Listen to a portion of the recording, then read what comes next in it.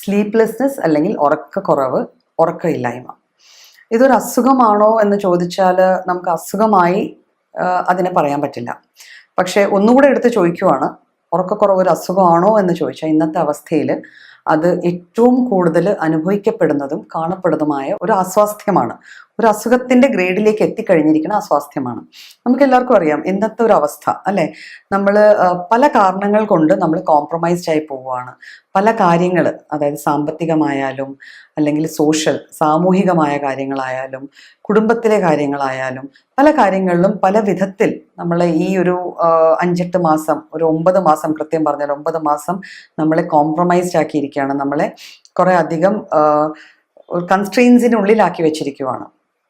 ഈ കോവിഡ് വന്നതോടെ പല വ്യക്തികളുടെ, പല ആൾക്കാരുടെ, നമ്മുടെ പ്രായഭേദമൊന്നും നോക്കണ്ട, അതായത് കുട്ടികൾ മുതൽ പ്രായമുള്ള ആൾക്കാർ, മുതിർന്നവർ, വയസ്സായവർ, ഇവരുടെയൊക്കെ ദിനചര്യകളിൽ വല്ലാത്തരത്തിലുള്ള മാറ്റങ്ങളാണ് വന്നിരിക്കുന്നത്. ആ മാറ്റങ്ങളുടെയൊക്കെ ഒരു പ്രതിഫലനം നമ്മൾ അവരുടെ ഡെയിലി ആക്ടിവിറ്റീസിൽ കാണുന്നത് പോലെ തന്നെ അവരുടെ ഉറക്കത്തിൽ കാണപ്പെടുന്നുണ്ട്. ഒരു വ്യക്തി ഹെൽത്തി ആണോ എന്ന് ചോദിക്കുന്നതിന് ആദ്യമേ ഉയർത്തപ്പെടുന്ന കുറച്ച് ചോദ്യങ്ങളുണ്ട്. അതിന് നമ്മൾ ഏറ്റവും നല്ല എക്സാമ്പിളായിട്ട് ഒരു കൊച്ചു കുട്ടിയെ, സംസാരിക്കാൻ ആകുന്നതിന് മുമ്പുള്ള ഒരു കുഞ്ഞു കുട്ടിയെയും കൊണ്ട് ആശുപത്രിയിലേക്ക് പോയി കഴിഞ്ഞാൽ ഡോക്ടർ ചോദിക്കുന്ന ചോദ്യങ്ങൾ നമുക്ക് ശ്രദ്ധിച്ചാൽ നമുക്കറിയാം ഏതൊക്കെ ഘടകങ്ങളാണ് ഒരാളുടെ ആരോഗ്യത്തെ തീരുമാനിക്കുന്നത്. അതായത് കുട്ടി ഭക്ഷണം കഴിക്കുന്നുണ്ടോ? ഉണ്ട്. മലവിസർജനവും മൂത്രവും പോകുന്നുണ്ടോ? ഓക്കെ, അതുകൊണ്ട്. കുഞ്ഞ് ഉറങ്ങുന്നുണ്ടോ? ഈ ഒരു ചോദ്യം വരുന്നുണ്ട്. അപ്പോൾ ഉറക്കത്തിനുള്ള പ്രാധാന്യം നമ്മുടെ ശരീരത്തിലെ ബേസിക് ഫങ്ഷൻസിൽ പെടുന്ന ഒന്നാണ്. ഉറക്കം എന്ന് പറയുമ്പോൾ നമ്മുടെ ശരീരം പൂർണ്ണമായും റെസ്റ്റ് ചെയ്യുന്ന ഒരവസ്ഥയാണ്.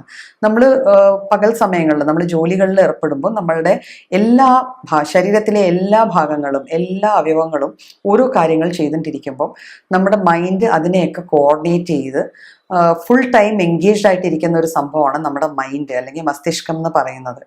ഉറക്കം എന്നുള്ളൊരു സമയത്ത് പോലും നമ്മുടെ മൈൻഡ് അവേക്കാണ്, ഉറങ്ങിയിട്ടില്ല എങ്കിൽ പോലും നമ്മൾ ഉറങ്ങുമ്പോൾ മാത്രമാണ് നമ്മുടെ മൈൻഡിന് പൂർണ്ണമായിട്ടും റെസ്റ്റ് കിട്ടുന്നത്. അപ്പോൾ ഉറക്കം ഇല്ലാതെ ആയാൽ നമുക്ക് ഊഹിക്കാം എന്തെല്ലാം വിഷയങ്ങൾ നമ്മളിൽ ഉണ്ടാവാം എന്നല്ലേ. ആദ്യം നമുക്ക് ഉറക്കമില്ലായ്മയുടെ കാരണങ്ങളിലേക്ക് പോകാം. അപ്പം നമ്മൾ ആദ്യം പറഞ്ഞ പോലെ തന്നെ ചിലപ്പം ശാരീരികമായ കാരണങ്ങൾ ആയിരിക്കാം ഉറക്കമില്ലായ്മയിലേക്ക് നയിക്കുന്നത്. അതായത് നമുക്ക് ഏതെങ്കിലും ഒരു അസുഖമുണ്ട്, അസുഖത്തിൻ്റെ ഭാഗമായി വേദനയുണ്ട്, അല്ലെങ്കിൽ അതിനോടനുബന്ധിച്ച് ചില സൈൻസ് ആൻഡ് സിംറ്റംസ് ഉണ്ട്. ഇപ്പോൾ ഒരു ഡയബറ്റിക് പേഷ്യൻ്റ് രാത്രി പല പ്രാവശ്യമായിട്ട് മൂത്രമൊഴിക്കാൻ എഴുന്നേക്കേണ്ടി വരുന്നു. അപ്പോൾ എഴുന്നേറ്റ് പോയി കഴിഞ്ഞ് തിരിച്ചു വരുമ്പോൾ ഉറക്കം വരുന്നില്ല.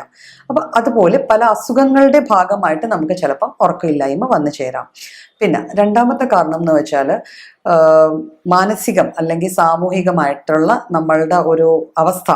നമ്മളിപ്പം അതാണ് ഇപ്പോഴത്തെ ഏറ്റവും വലിയ കാരണമായി മാറിയിരിക്കുന്നത്. നമ്മൾ കാണുന്നുണ്ട് എക്കണോമിക്കലി ഒരാൾ ടോട്ടലി ക്രഷ്ഡ് ആണല്ലേ. വലിയ വലിയ രാജ്യങ്ങൾ വരെ എക്കണോമിക്കലി ഇല്ലാണ്ടാവുന്ന അവസ്ഥയിൽ ഒരു ചെറിയ വീട്ടിൽ ഒരു സാമാന്യം നല്ലതുപോലെ കഴിഞ്ഞു പോകുന്ന കുടുംബങ്ങളിൽ സാമ്പത്തിക സ്ഥിതി വല്ലാത്ത ഒരു അവസ്ഥയിലേക്കാണ് എത്തിയിരിക്കുന്നത്. അപ്പോൾ പലപ്പോഴും ഈ സ്ട്രെസ്സ്, നമ്മൾ സോഷ്യലി ഫേസ് ചെയ്യണ സ്ട്രെസ്സ് നമ്മളുടെ ഉറക്കത്തിലായിരിക്കും പ്രതിഫലിപ്പിക്കുക.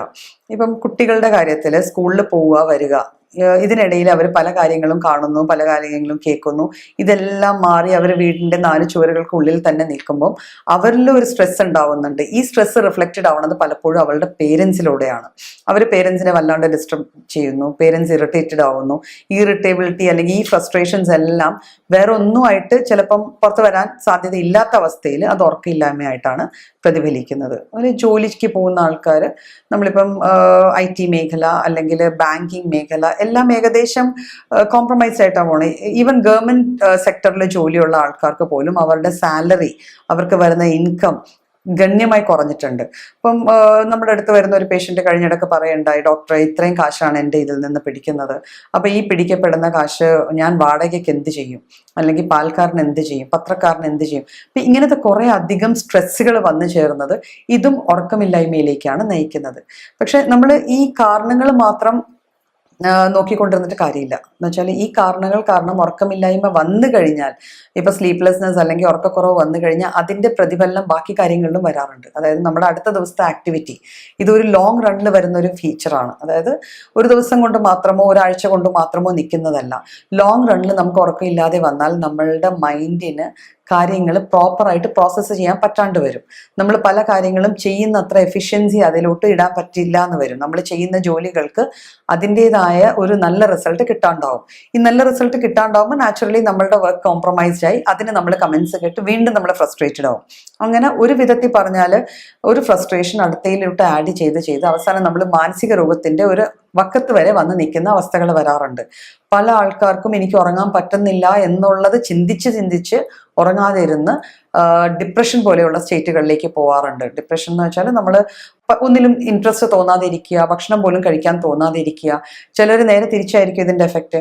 ഈ ഉറക്കമില്ലായ്മ തരണം ചെയ്യാനായിട്ട് ഒന്നെങ്കിൽ ലേറ്റ് നൈറ്റ് ടിവിയോ ഫോണിലോ എൻഗേജ്ഡ് ആയിട്ടിരിക്കും. ആ എൻഗേജ്മെന്റ് തന്നെ പിന്നെ അവർക്ക് ആ സ്ക്രീൻ എക്സ്പോഷർ കാരണം ഉണ്ടാവുന്ന വേറെ തലവേദന, മൈഗ്രെയിൻ അല്ലെങ്കിൽ കണ്ണിന്റെ ബുദ്ധിമുട്ടുകൾ, കാഴ്ചയിലെ ബുദ്ധിമുട്ടുകളിലേക്ക് നയിച്ചേക്കാം. ചിലർ ഇതൊന്നും ഓർക്കാതിരിക്കാൻ വേണ്ടി, ഇതിലേക്ക് നമ്മുടെ മൈൻഡ് സെറ്റ് പോകാതിരിക്കാൻ വേണ്ടി എന്തെങ്കിലുമൊക്കെ കുറിച്ചുകൊണ്ടിരിക്കും. ഭക്ഷണങ്ങൾ അല്ലെങ്കിൽ മിക്സ്ചറോ ചിപ്സോ ഇങ്ങനെയൊക്കെ കഴിച്ചുകൊണ്ടിരിക്കും. ഇത് ഈ കഴിക്കുന്ന ശീലം പിന്നീട് അവരിൽ ഒന്നെങ്കിൽ അമിതവണ്ണം അല്ലെങ്കിൽ ഹൃദ്രോഗങ്ങൾ അല്ലെങ്കിൽ ഡയബറ്റീസിലേക്ക് അവരെ നയിച്ചെന്നിരിക്കാം. അപ്പം നമ്മൾ പറയുമ്പം ഒരു ചെറിയ അവസ്ഥയായിട്ട് നമുക്ക് തോന്നിയേക്കാവുന്ന ഈ ഉറക്കമില്ലായ്മ ശരിക്കും പറഞ്ഞാൽ വലിയ വലിയ അസുഖങ്ങളിലേക്ക് നമ്മളെ പതുക്കെ കൈപിടിച്ച് കൊണ്ടുപോകുന്ന നമ്മൾ പോലും അറിയാതെ പോകുന്നുണ്ട്. അപ്പം നമുക്ക് ഈ ഉറക്കമില്ലായ്മ തരണം ചെയ്യാൻ എന്താ ചെയ്യാൻ പറ്റുക? ഇപ്പം ഒരു വ്യക്തിക്ക് ഉറങ്ങാൻ പറ്റുന്നില്ല, ഒരു വ്യക്തിയുടെ മൈൻഡിനെ കൺട്രോൾ ചെയ്യണം. ഇപ്പം ആ ഒരു വ്യക്തി അല്ലാതെ വേറെ ആരുമല്ല. നമുക്ക് നമ്മുടെ മൈൻഡിനെ ഇപ്പം എനിക്ക് ഒരാളോട് നിങ്ങൾ ഇങ്ങനെ ചിന്തിക്കുക എന്ന് പറയാനേ പറ്റുള്ളൂ. ചിന്തിക്കേണ്ട കാര്യം ആ വ്യക്തി തന്നെയാണ്. അപ്പൊ പരമാവധി ചെയ്യേണ്ടത് നമ്മൾ കിടന്നുറങ്ങാൻ പോകുന്ന സമയത്ത് നമ്മുടെ സ്ട്രെസ്സുകൾ, നമ്മുടെ ടെൻഷൻസ് ഇതെല്ലാം മാറ്റിവെക്കുക. ഡേ ഫുൾ ടൈം നമ്മുടെ കൂടെ നിന്ന് നമ്മുടെ മൈൻഡിന് ഒരു അല്പസമയം അതിനൊരു റെസ്റ്റ് കൊടുക്കാൻ ശ്രമിക്കുക. അപ്പൊ അതിനിപ്പോൾ എന്താ ചെയ്യാൻ പറ്റുക? പണ്ട് നമ്മളൊരു ഔട്ടിങ്ങിന് പോകുമായിരുന്നു അല്ലേ? ഇടയ്ക്കൊന്ന് പാർക്കിൽ പോയി, അല്ലെങ്കിൽ ഒന്ന് ബീച്ചിൽ പോയി, അല്ലെങ്കിൽ ഒരു അമ്പലത്തിൽ പോയി, പള്ളിയിൽ പോയി ഒന്ന് പ്രാർത്ഥിച്ചു വന്നു. ഇന്ന് അതൊന്നും നടക്കുന്നില്ല. അപ്പൊ എന്താ ചെയ്യാൻ പറ്റുക? ഒന്നും ചെയ്യാൻ പറ്റില്ല എന്നുള്ളൊരു തോന്നൽ നമുക്ക് വരാം. പക്ഷെ ആ സമയത്ത് ചെയ്യേണ്ടത് ഒന്നെങ്കിൽ നമുക്ക് ഇഷ്ടമുള്ള പ്രേയേഴ്സ് എന്തെങ്കിലും, ചെറിയ പ്രേയേഴ്സ് എന്തെങ്കിലും പറഞ്ഞിട്ട് കിടക്കാൻ നോക്കുക. അല്ലെങ്കിൽ നല്ല കാര്യങ്ങളെക്കുറിച്ച് ചിന്തിക്കുക. കഴിഞ്ഞുപോയ കാലത്ത് നമുക്കുണ്ടായ കുറെ നല്ല അനുഭവങ്ങൾ, അല്ലെങ്കിൽ നമുക്ക് ഇഷ്ടമുള്ള ഏതെങ്കിലും ഒരു റൈറ്ററിന്റെ ബുക്ക് എടുത്ത് വെച്ച് വായിക്കാൻ നോക്കുക. ഇതൊന്നും ഇല്ലെങ്കിൽ നല്ല മെലോഡിയസ് ആയിട്ടുള്ള നല്ല പാട്ടുകൾ കേട്ട് നമ്മളുടെ മൈൻഡിനെ ഒന്ന് ഫ്രീ ആക്കുക. കുറച്ച് നേരത്തേക്ക് ഫ്രീ ആക്കി ഉറക്കത്തിലേക്ക് പോകാൻ നോക്കുക. പിന്നെ എക്സസൈസസിന് ഇതിലൊരു ചെറിയ റോളുണ്ട്. നമ്മളൊരു അരമണിക്കൂറോളം എക്സസൈസ് പ്രോപ്പറായിട്ട് യോഗയോ മെഡിറ്റേഷനോ അല്ലെങ്കിൽ ചുമ്മാ ഒന്ന് പ്രകൃതിയെ നോക്കി വീടിന് ചുറ്റുമോ ചെറിയ ചെടികൾ, ഇപ്പം ഏറ്റവും കൂടുതൽ എനിക്ക് തോന്നുന്നു ഇതിൽ നിന്ന് രക്ഷപ്പെടാനായിട്ടാണ് ആൾക്കാർ ഗാർഡനിങ്ങിലേക്കൊക്കെ തിരിഞ്ഞിരിക്കുന്നത്. അപ്പം അങ്ങനത്തെ ചെറിയ ചെറിയ ഹോബീസിനെയൊക്കെ നറിഷ് ചെയ്യുക. അപ്പം നമുക്ക് ഇതിനെ അങ്ങ് ഓവർകം ചെയ്യാൻ ഒരു പരിധി വരെ സാധിക്കും. ഇതെല്ലാം ചെയ്തിട്ട് പിന്നെ ഭക്ഷണത്തിൽ നമ്മൾ അമിതമായി ഭക്ഷണം കഴിച്ചിട്ട് രാത്രി കിടക്കാൻ പോകരുത്. പരമാവധി ലൈറ്റായിട്ട് കഴിക്കുക. അതും ഒരു 7-7:30 ഭക്ഷണം കഴിക്കുക. പിന്നെ അത് കഴിഞ്ഞ് വിശക്കുന്നുണ്ടെങ്കിൽ ഒരു അര ഗ്ലാസ് അല്ലെങ്കിൽ ഒരു 3/4 ഗ്ലാസ് തണുത്ത പാലോ അല്ലെങ്കിൽ ചെറു ചൂടുള്ള പാല് കുടിക്കുക, അല്ലെങ്കിൽ ഒരു ഗ്ലാസ് വെള്ളം കുടിച്ചിട്ട് കിടക്കുക.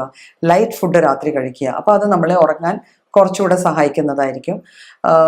അപ്പം അങ്ങനത്തെ കാര്യങ്ങൾ ചെയ്യുക. പിന്നെ ചെറിയ മൈൽഡ് എക്സസൈസസ്, മെഡിറ്റേഷൻ, ഇതൊക്കെ ഞാൻ ഓൾറെഡി പറഞ്ഞു. ഇതെല്ലാം ചെയ്യുക. പിന്നെ ഇതെല്ലാം ചെയ്ത് കഴിഞ്ഞിട്ടും ഇൻ കേസ് നമുക്ക് കിടന്നിട്ട് ഉറക്കം വരുന്നില്ല എങ്കിൽ നമ്മൾ ചെയ്യേണ്ടത് ഏതെങ്കിലും ഒരു വിദഗ്ധനായ ഡോക്ടറെ സമീപിക്കുക. നമ്മുടെ പ്രശ്നങ്ങൾ അവിടെ അവതരിപ്പിക്കുക. നമുക്ക് മരുന്നുകളുടെ സഹായത്തോടെ ഈ ക്രൈസിസിനെ, ഈ സ്ട്രെസ്സിനെ ഒന്ന് മാനേജ് ചെയ്യാൻ ചിലപ്പോൾ സാധിച്ചെന്നിരിക്കും. ഒരു പരിധി കഴിഞ്ഞുള്ള ഉറക്കമില്ലായ്മ സ്വാഭാവികമായിട്ട് മെഡിക്കൽ അറ്റൻഷൻ സീക്കിംഗ് ആണ്, അത് വേണ്ടതാണ്. അതർവൈസ് നമ്മൾ സ്ട്രെസ് മൂലമുള്ള കാര്യങ്ങൾക്കൊക്കെ ഞാൻ നേരത്തെ പറഞ്ഞ കാര്യങ്ങൾ ഒന്ന് പരീക്ഷിച്ച് നോക്കിയാൽ തന്നെ നമുക്ക് കുറേയൊക്കെ റിലീഫ് കിട്ടാൻ ചാൻസസ് ഉണ്ട്.